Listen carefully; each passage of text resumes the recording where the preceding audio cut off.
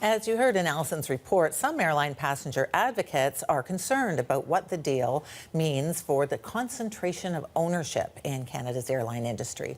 As it stands, Air Canada and Transat control more than 60% of the flight business between Canada and Europe, and just over 40% of the flights between Canada and sun destinations in the U.S., the Caribbean, and Central America. Does that kind of power mean higher prices could be on the way? And could a merger of this type have other negative ramifications for the traveling public? Joining us from our Montreal studio is Vincent Geloso with the Montreal Economic Institute. So now, Vincent, what's your view of this deal and how it may affect consumers? I think when people are talking about this deal, they're mistaking a few things here. And it's because they're not looking at the institutional environment. If we're concerned about consumer welfare, a particular transaction is not particularly interesting. What should interest us is literally the environment, the laws within which this transaction takes place, or any transaction takes place. And in that, once we look at that institutional framework, what we find is that there's actually a deliberate policy by the federal government through different mechanisms to actually create barriers to competition, either to foreign carriers so that they enter the Canadian market, to restrict the supply of airports, which basically increase gates prices, and also restrict the ability of other Canadian, non-Canadian firms to enter the market by restrictions on foreign ownership. Combine all of these together, this is where you're getting the harm to consumers.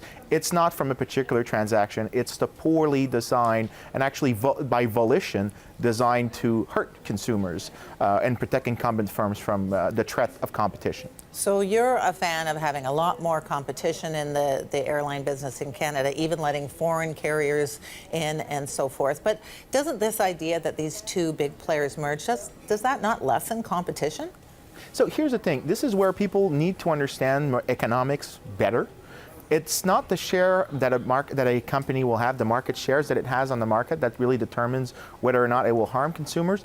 The real factor that we need to consider ourselves is the threat of entry, so that if there is the possibility of competition, a firm that has 100% market share will still act in a way that is disciplined by the market, because it fears entry. Not only entry in this form of players entering the same industries, but players inventing new products or finding substitute goods that will actually supplant the one that they're providing. So the real factor that generates discipline for firms is not whether or not they have small market shares, whether or not they have big market shares. It's whether or not their market shares can be threatened by entry or by innovation. And in that, it's just people are right now asking entirely the wrong set of questions.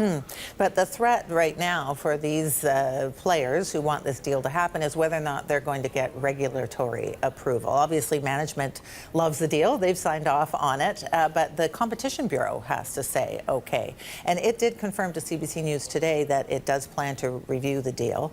So in your view, what are the odds that this merger gets approved? You know, when we're talking about the Competition Bureau coming in and stepping in and maybe saying what is good competition, what is bad competition, what I'm thinking about is a pyromaniac who's asked to be a firefighter. And when I say pyromaniac, I'm really referring to overall federal policy with regards to airline. So remember what I've said at the beginning of the interview is that there are many institutionally designed barriers to prevent foreign carriers from entering the Canadian market, from preventing the supply of airports to increase, which would mean more gates that are available, more supply of services to Canadian, which would bring down prices to a high degree. Combine all these barriers to entry, which are imposed by the government, and you'll get a situation where the Competition Bureau feel that there isn't enough competition, but again, the federal government created that problem. So again, we'd be looking at an incorrect solution here. The correct solution is really to remove the barriers that I've mentioned earlier. Let's talk about Westjet for a minute here. This combination of Air Canada and Air Transat, how is that going to affect its ability to compete with Westjet? I mean, Allison mentioned in her report, Westjet has a new owner, Onyx Corporation, lots of resources. She talked about, two bulked up competitors here. And I guess my mind goes to, well, if they do enter into some kind of a price war, that would be great for consumers, wouldn't it? How do you see that competition shaping up? So here's the thing that, as an economist who specializes not only like in microeconomics, but also in the economic history of how firms come to innovate and create new markets, is we find that often firms that actually get to have high market shares get their high market shares because they're quite efficient.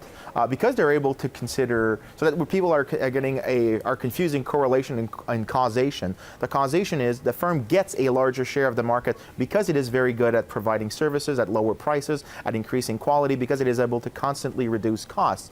But when we're considering this, and the example you'd be mentioning seems to fit within this overall economic set of theories, the overall condition for this to work and for this to persist is that there are few barriers to entry. And this is what I will keep emphasizing systematically, because it is right now not being understood in the general policy discussion. But when you open any economics, like intro economics textbook, it's everywhere there. So this is where the discussion right now is completely divorced from what people who study this understand.